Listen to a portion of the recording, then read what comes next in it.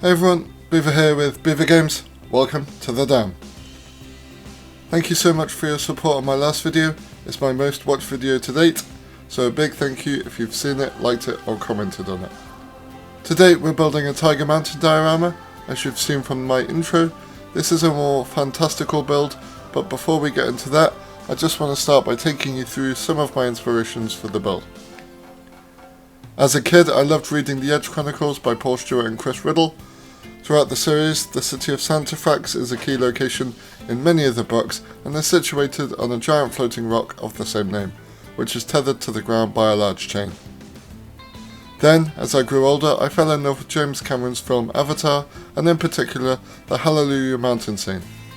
For me, the floating mountains were one of the most iconic scenes in the film.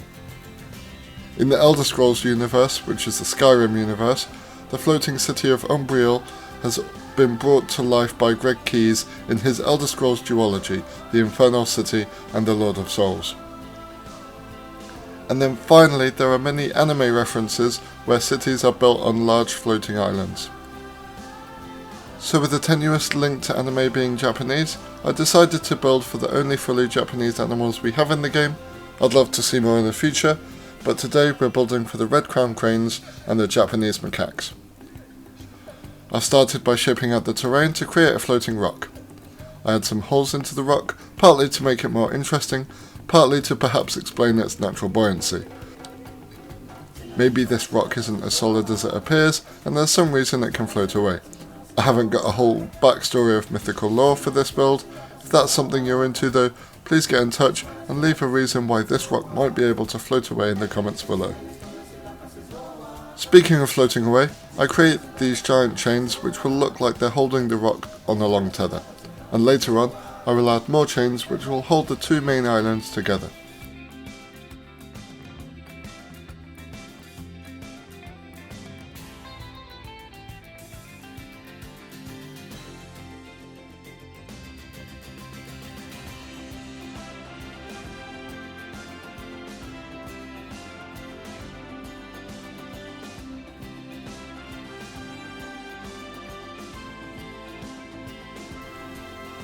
The foliage choices for this build include the Japanese maple, the cherry blossom, some Bengal bamboo, reeds, lily pads and various other bushes and grasses, and these will be consistent throughout the build across the two islands.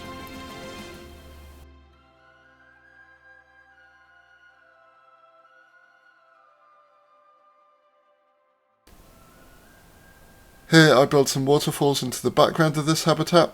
They break up the otherwise monotonous rock wall, and given how prevalent water features are in Japanese gardens, it felt appropriate to have them in this build.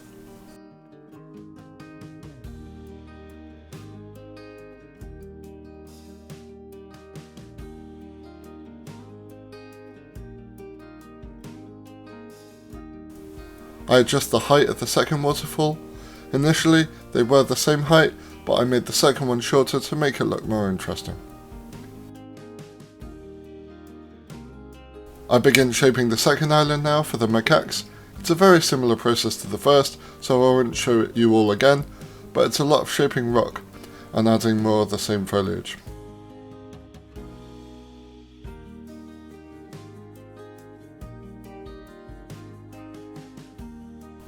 I create another chain which links the two islands, and I add some waterfalls to the outside of this rock as if an internal spring is leaking from within and cascading down into the abyss below.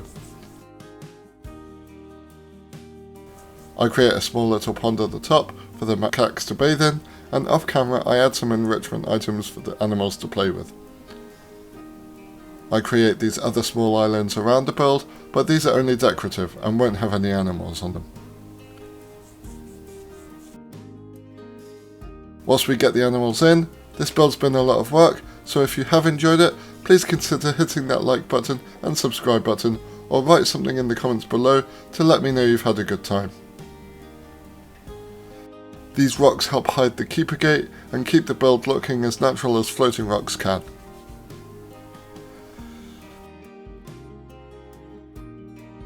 I'm adding the final few plants, using the custard apple trees and the holly trees. These plants growing on the side of the rocks really break up the monotony of the rock faces and look really good from afar. It's nearly time for the cinematics. I hope you enjoy those. For now though, take care, stay safe, and I'll see you next time.